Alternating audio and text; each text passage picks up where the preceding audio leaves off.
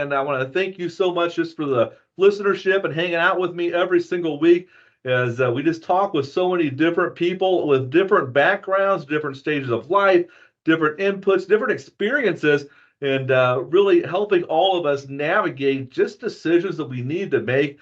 And I'll tell you what, it's been a blessing hearing from all of you and just the feedback, either in comments on the show or private DMs that you shoot me, or just connecting as far as on different social media platforms or even emails.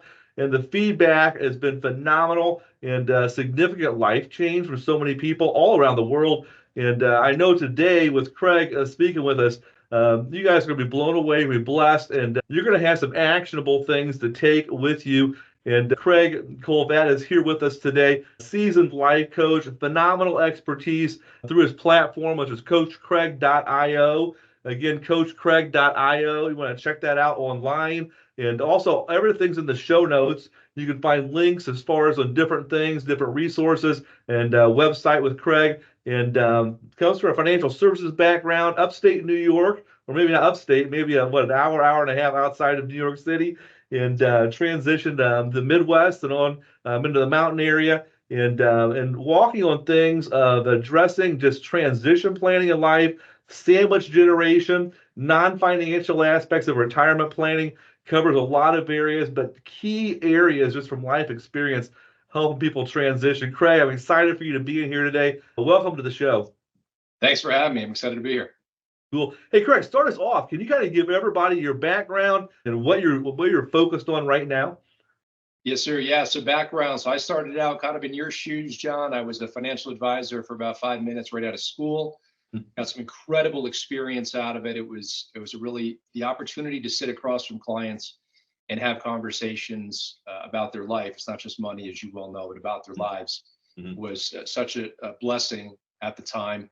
Then I kind of transitioned to behind the scenes. So I was working with advisors, but more on the investment side of things. And so I would still, through client events, I would still have client engagement. And so that helped me sort of keep my finger on the pulse of what you, the advisor, deal with on a regular basis. And just after that, I kind of moved into the retirement space. I became a retirement consultant for one of the big 401k providers in the nation. One of the things I noticed there when I had conversations with people who were just pre-retirees, so probably 6 to 12 months out, they would give us a call and they would just want to discuss their options.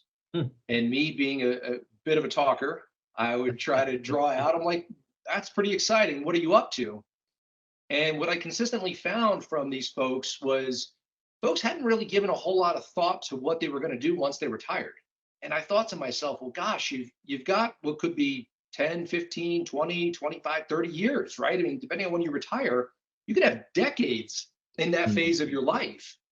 And I thought to myself, gosh, they haven't really spent a whole lot of time sort of shaping what that could look like, I'll say, right? Because as you said earlier about the life being a straight line or lack thereof, look, things come and go.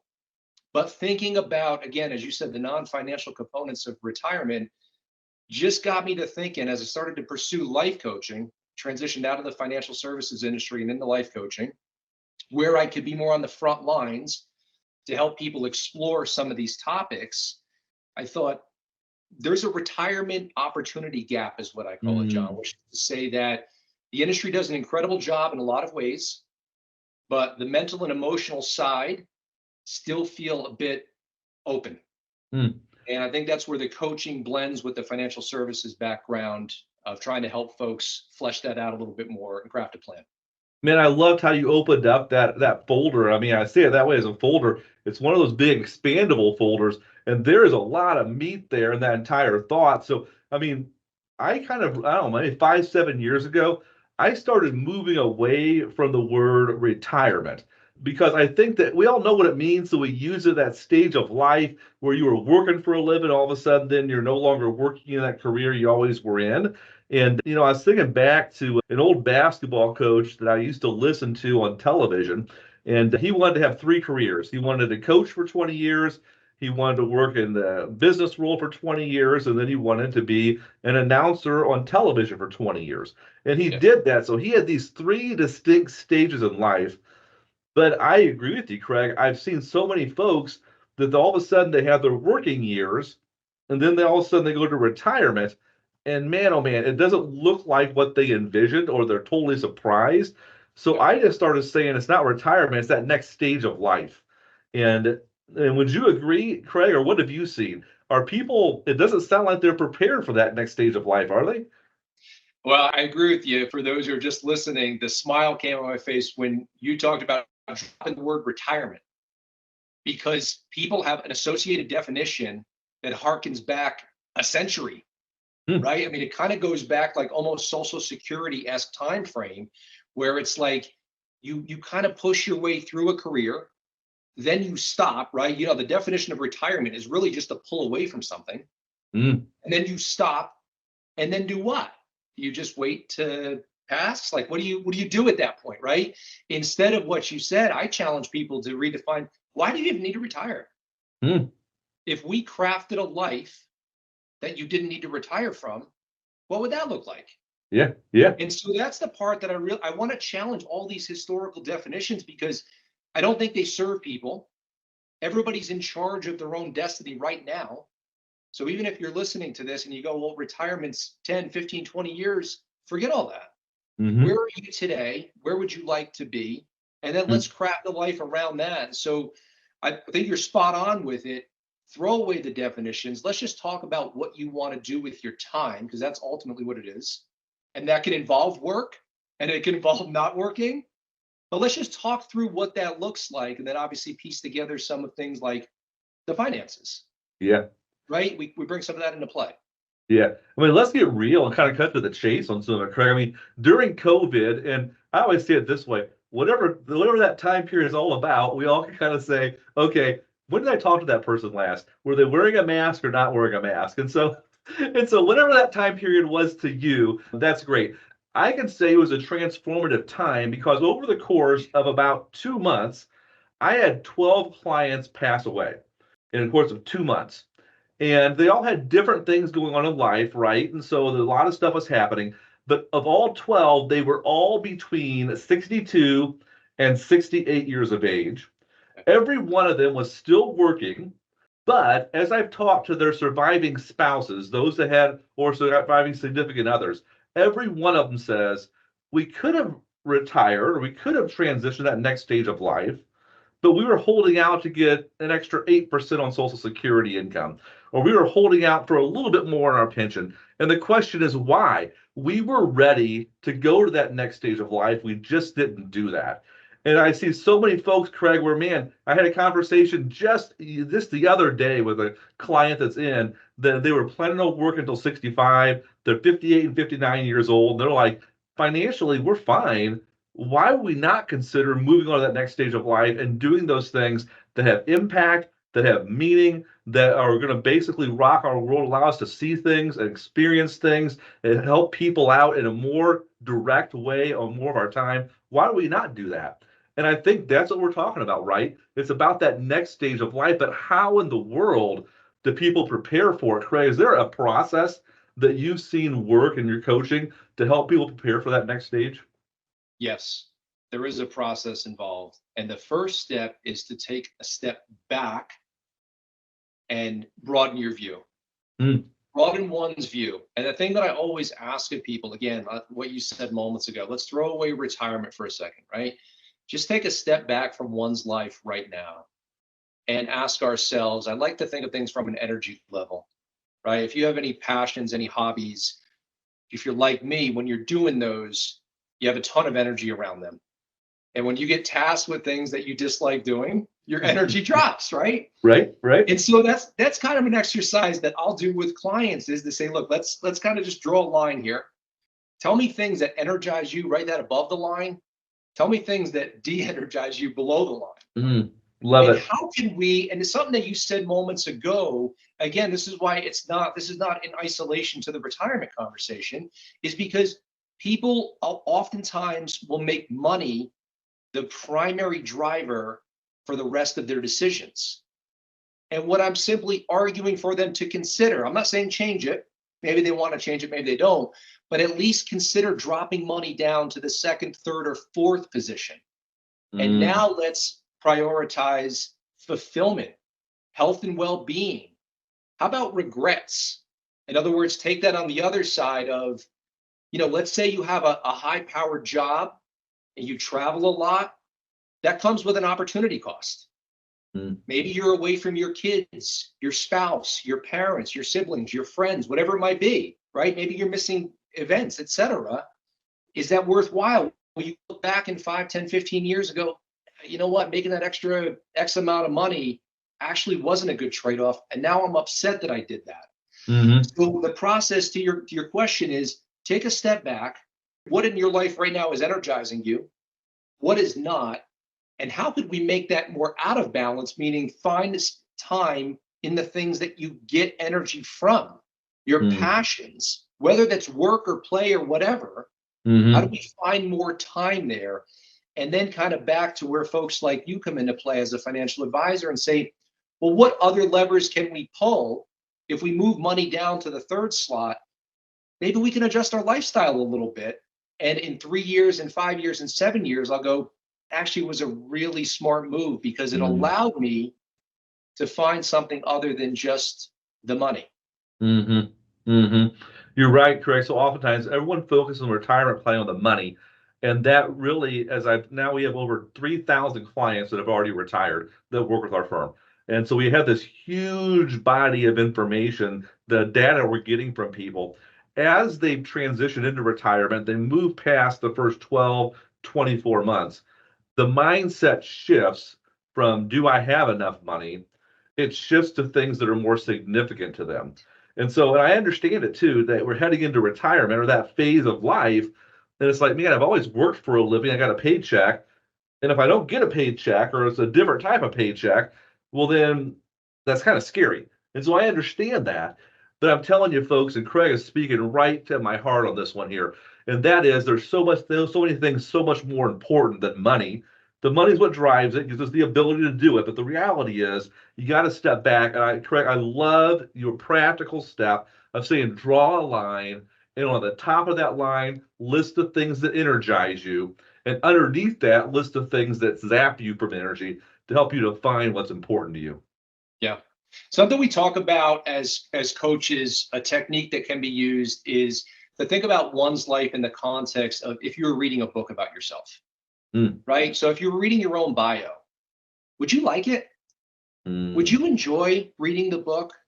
Would you think this person is a compelling character? Do you think they're following their passions? Are they following a predetermined path that maybe was set by their parents or their spouse or peer pressure? How many folks stay in a role just because people on the left and the right of them are there and they're not sure what they would do? Is fear driving our decisions? As humans, fear is our primary emotion that we respond to. It's the primary thing, right? Because, not so much now, but that's used to what keeps us alive. And so if you're being driven by fear, are you aware of what you're fearful of? What's that underlying fear?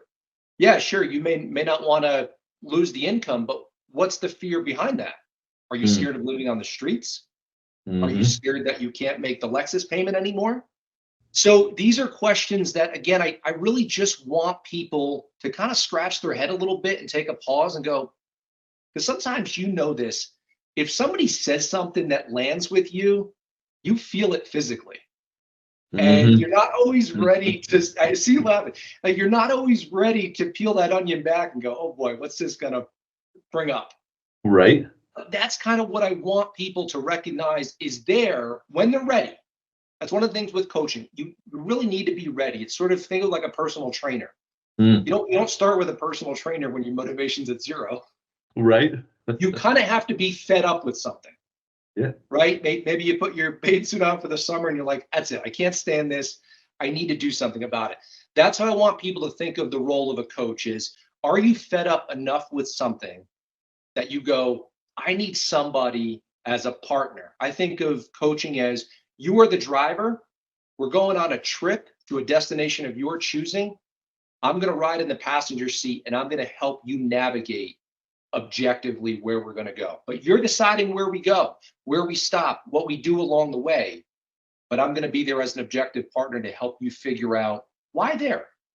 Craig, do you think, that many people you've worked with, that you've read about, Do you think they have an understanding about, can they list out and have an understanding of their own values and their positions and how those values actually drive their future decisions? Or is that something where a lot of people are kind of detached from until they actually work with a coach that can help them think through those things? Think to a surface level, yes, people do have the framework and their value system in place by and large. But if we really start to hone in, we actually did this exercise as I was going through my coaching program. Hmm. And admittedly and embarrassingly, I thought, oh my gosh, I really can't detail the level that I'd like to about what my value system is and why certain things are important to me. Hmm. And so that's another piece. And again, this factors into careers, family, free time, hobbies, associations, etc. But really drill down and ask ourselves, again, kind of back to the regrets conversation, what should we be doing differently that we'll look back on and go, gosh, I'm really glad I made that shift.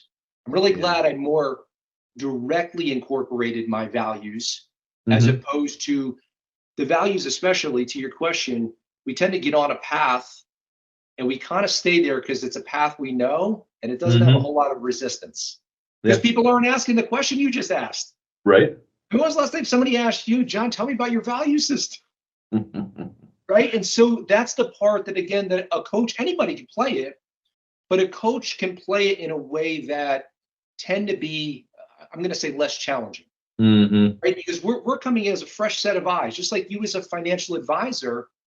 Part of the reason that you're so useful to people is you don't have any of the preconceived notions or attachments to what's going on in a person's life. Hmm. You can Hmm. offer that fresh perspective. Same reason why sometimes if we go to the doctors and they give us a diagnosis, what's the first thing they say? Go get a second opinion. Hmm. Go get a third opinion. Somebody fresh, somebody unbiased. And it's the same kind of mentality where we can step in as a coach and not be your expert, but just be an objective sounding board for you to figure out Hmm. what am I doing right now and where do I want to be? Am I happy with the path that I'm on? Yeah. I'll tell you what, Craig, I mean, we're starting to walk through some really challenging, but also some very specific individualized steps of really identifying the things that give you energy, the things that take away energy, the things that bring fulfillment and contentment, and the things that really take away that contentment from you, the things that are distracting you. But then we also start identifying those value positions and not just being on the surface level, but digging deeper. Now we're talking about heading and taking that and transitioning the next stage of life. And I know there's a lot of folks out there are probably sitting there thinking, man, that sounds good, but that's a big step. That's Yeah. a huge leap. And you guys are talking about some things that are pretty deep for me. And all of a sudden, I thought, a lot of the changes in my own life that I've made, they're not big changes, but I made a lot of minor course corrections along the way. Have you seen, and I know in one of your blog posts you had mentioned how minor adjustments can lead to significant results. Can you think of a time when you saw that happen in the life of somebody or yourself where a minor adjustment led to a big change? Yeah, I'll out myself on this one, John. Mhm. One of the big things, I have three young boys, and the phrase that I love, I probably use too much to anybody who knows me, but is intentionality. Mhm. Try to be more intentional with my actions and how I approach things. And so one of my goals was to be more intentional with how I parented, right? So simply, let's say, avoiding the kids getting hurt, trying to keep them from beating up on each other. I have three boys, so they tend to be a lot of wrestling going on. But I thought, what if I flip that paradigm and instead of sort of the avoidance of the bad stuff, what if it was the pursuit of the good stuff? Mm. Right? Like, what if I just flipped that around and just accepted the fact that it's kind of like when we get in a vehicle, right? We know there's a risk. Every single person knows there's a risk for an accident. We know that. But what do? We do our best to be safety conscious and avoid it, but knowing full well that it could. And so that's something for me that I again, that wasn't a huge shift, but it was really some intentionality with what if I pursued the good instead of simply avoided the bad? For me, that just honestly, it felt good. Wow. It felt good. There was some Yeah. relief associated with it. And so for me, again, it was a fairly small adjustment, but it really just allowed that kind of like, okay, now we're going to take it from a let's move towards something instead of just, again, simple avoidance. So I love that. That is that's a minor adjustment in your thinking, but that has got huge impact, and not just for yourself, but huge impact for your three boys. I mean, that is huge in the way of changing that worldview and the things they're able to do. Now, I will say on a personal level, which I didn't notice about you, you have three boys. Yes.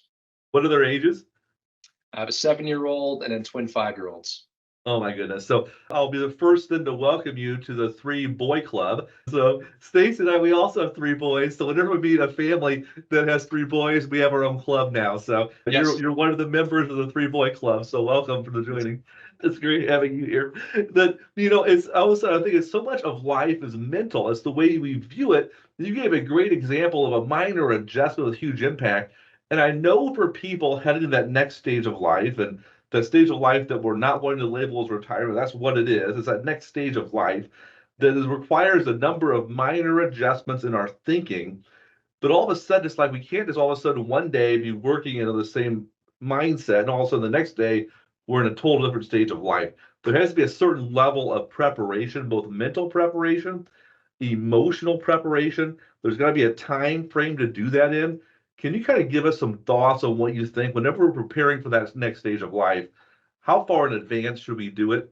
And if that next stage is starting tomorrow, is it too late for us to start challenging ourselves to think? And so it's time frame as far as changing some of our ways of thinking. What do you think? Absolutely. The time frame is right now. Hmm. The time frame is right now for everybody. It truly is. Journaling is a very effective technique. Video journaling can be a very effective technique. The video ads where we can see the way that we talk about certain topics. So again, a simple thing for any of your guests listening, just write down what's going on for you right now. Just start writing it down, sort of the mental throw up, right? You open a Word document, do it in notes on your phone, do a video, etc. It's never too late. The worst thing one can do is put off. The challenge here, and I want to say this because there's some recognition, the challenge here is the fear of what opening this up could do in terms of there might be some things that people haven't addressed, Mm. right? So Hmm. just be aware of that you might open up some things that, quite frankly, might be hurtful from your past, things you haven't dealt with, etc. So, I say that with the awareness, and I want to give people permission to recognize it's okay. It's okay to go out that. Back to the first part of your question, John, is you talked about, preparing a transition. Find somebody who's done it. Mm. Find a mentor. I mean, it sounds weird, right? So let's just pick on Yeah. a 65-year-old who's looking to retire. Like, finding a mentor sounds a little weird, but just find somebody who's retired and just start interviewing them. Mm. What did you do right? What would you do differently? Two questions. Hmm. What did you like about it? What has worked for you? And then also understanding their personality compared to yours, Hmm. right? Because again, depending on Yeah. how active one is, what they might need from life. Mackenzie and I were just talking offline about, her dad's a real active guy.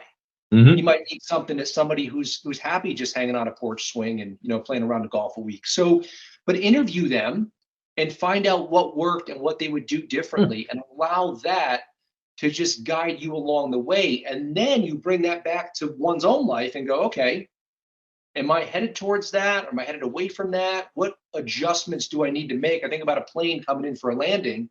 What Yeah. adjustments do you need to make? What do they need to account for? The weather, the wind speed, the ground conditions, visibility, all of it. Hmm. What adjustments can we make along the way? But as you know, experience is the best teacher. And Hmm. so most people that I know only retire once. You get the rare exceptions, the athletes, right? But Hmm. if you haven't retired, how do you know what to do? You don't, is the answer. So how can we mitigate? We're not going to eliminate.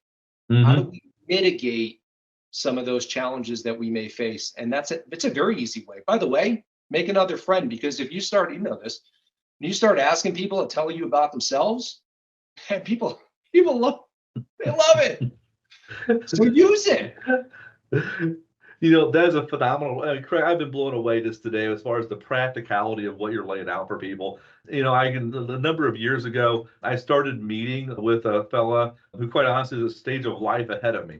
And we get together every month for lunch. And I've taken away and I've learned so many things just from having someone mentor me, even though we don't call it mentoring, it's just us doing life together and getting lunch.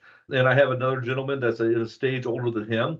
I've actually been able to use those conversations to start mapping out things in my own life I need to consider a change as it relates to the way I relate to this stage I'm currently in. So you're right, we only retire once. And how do you do it? Well, you're going to make mistakes. If you don't you make more mistakes unless you talk with those that have walked through it before to learn from them. So that's a huge thing. Another thing that I recognized is that in those conversations, it brings up a little bit about what is most important, which then ultimately comes back to legacy. And so when I think about legacy, it's like, man, that plays in so many different ways. And so when you kind of think about that, folks that are transitioning for retirement, how do you discuss that concept of legacy with people that are planning for retirement? What does legacy mean to people as they're heading toward retirement? And how can they have a discussion just about that entire thought? It's a tricky topic to talk about, right? It just is, because nobody really wants to talk about it. Again, it's talking to Mackenzie about estate planning, just Yeah. prior, right? So I think I have conversations with advisors who talk about a reluctance for clients to even plan from an estate level. And one of my beliefs is, because I feel it myself, is if you're talking about estate planning, you're talking about not being here anymore, right? And the same thing with legacy. If you're talking about legacy, you're talking about not being around anymore.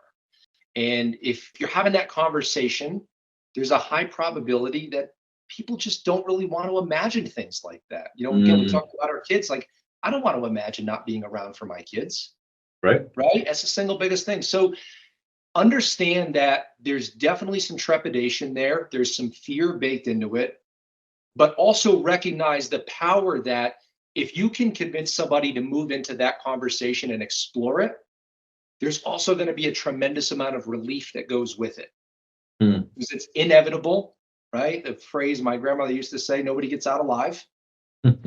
So it's inevitable. And so to your comments about being intentional with your legacy now and not waiting, and we all know this from different sequences about, you put off difficult conversations or difficult topics that need to be addressed. The longer you put them off, the worse it usually is. So go after the thing that bothers you the most, that scares you the most, because once you overcome that, and you will, once you move through that, then it will allow you to move into a new space with a new energy. And so that's where the legacy thing can come into play, because it can lead back to intentionality now, and also how you want people to remember who you are. Were you the courageous one that took that very risky career shift or did something challenging? Or were you the one that just stayed in the role because it was safe and secure and didn't involve a whole lot of risk? But then you look back on it, as you're dwindling down, you go, gosh, I really kind of missed an opportunity there. So I guess the part I want people to recognize is the power in confronting the fear, and the power that you on the other side of that, whether you're a financial advisor or not, right? You don't have to have a formal role in somebody's life to help them have that conversation. Recognize the power of what if. I'll give you one last example here quick on a coaching technique is, when sometimes people will say, well, I'm scared of this happening. I'm worried if this happens or if this doesn't happen, however you want to phrase that, right? And the thing we like to do is, but what if it does work? What if the Hail Mary pass does work? And you have the greatest celebration you've seen all season, right? Right. And so that's the part I want people to embrace is, yes, the risks and the fears are very real, but the successful outcome also is as well. And think about how great that could feel. So again, we try to stack the odds as best we can, just like you do as an advisor, right? You can't land them at a specific outcome. What you simply do is you try to stack the deck. Yeah, for sure. Right? Absolutely. For sure. You just try to overload one side, and that's what I want people to do. So that kind of comes back to the social support, because that's where we as individuals need it to move through those challenging things. So maybe back to what I said earlier about the mentor, maybe talk to other people, let them talk first. Yeah. But sometimes that gives you the permission that you need to move into a topic that you haven't yet dove into. Yeah. I'll tell you what, Craig, I think that we're gonna plan on having part B coming up as far as the next interview. And so much fullness and richness in that conversation. I know I actually marked down different times in the show today that I'm going to go back and revisit some of the things you brought up as far as those practical application steps, things that I've learned. And I know that a lot of listeners will do the same thing. Before we actually sign off, Craig, any additional takeaways, maybe any one topic or one idea that we've not talked about that you think, hey, that'd be a great thing to leave everybody with? So you said something earlier that I think, I guess I'll share just a little context, just maybe in the hope that it helps some others. Actually, today my father turned 72. 2.5 years ago, he had a stroke. He's had some bouts of cancer. And you realize before the stroke came along, he was pretty self-sufficient. And I don't want to scare anybody with this, but I've read this. There's been some articles in the Wall Street Journal talking about the fragility of one's health into their 60s and 70s. And that's the part I would just caution people on. Again, a little bit uncomfortable right here, just to talk about this and not being healthy, and not even talking about the death part, but even being around, but just not being in full capacity, right? So just beware that, a small sort of illness or ailment can start to multiply into another, into another, into another. And so people can have fast declines out of nowhere. And I do want to scare people in the sense that I want to spur them to action and say, don't take one's health for granted. Don't put off, you've talked a lot about the next phase of life. Don't put off too much to the next phase. Love that. Think about how ways you can incorporate it today, this week, this month, this year. Don't wait until I'm retired to do it, because that health fragility, again, it can come on quick and it can take you by surprise, and all of a sudden, and again, it could be a couple where one is dealing with health issues and the other all of a sudden becomes a caregiver.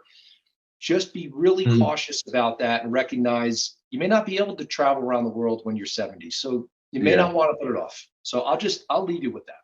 Yeah, great closing word on top of so many incredible messages there. And folks, I encourage you today, maybe make that list with that line of the things that give you energy on top of the things that zap energy. Maybe sit down with your journal for the first time if you haven't done that. As Craig encouraged you to do, even a video journal. Today, go ahead and start to think through some of those action steps, not just think through it, but start to take action and challenging yourself in that next level of thought.